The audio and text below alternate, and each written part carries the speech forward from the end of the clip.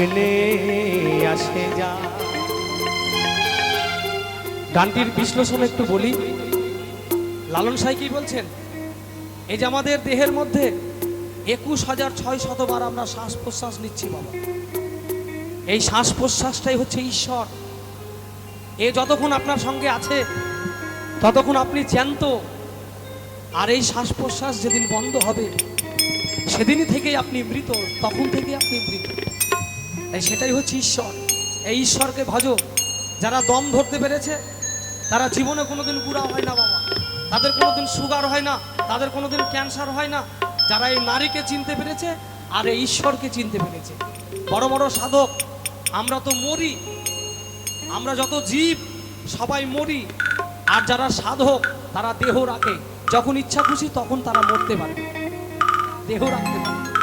এটাই হচ্ছে শিক্ষার ঘরের কথা। তো আমি অত বিশ্লেষণ করলাম না, চলুন গানটি একটু লক্ষ্য করে শুনুন কি বলছে লালন সাহেব।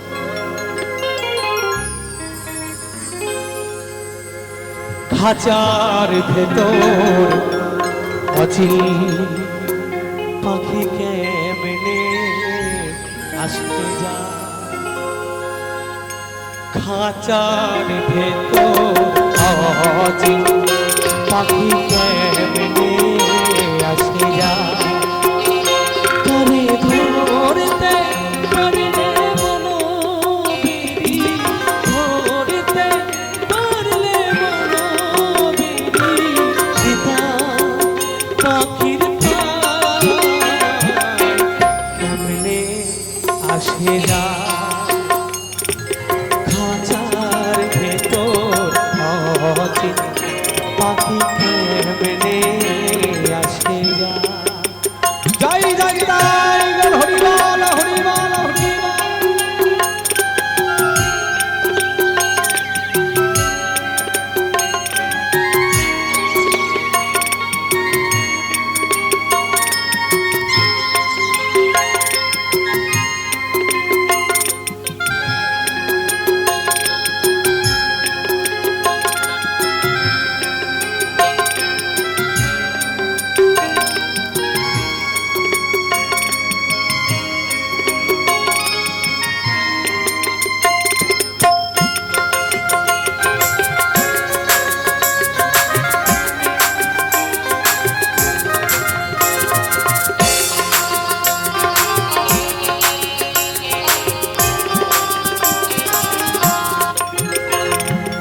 আট কুঠুরি নয় দরজা,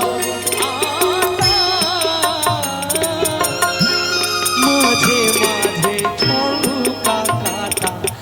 আট কুঠুরি নয় দরজা, মাঝে মাঝে ঝলকা কাটা। তার ঘরে সদর কোঠা,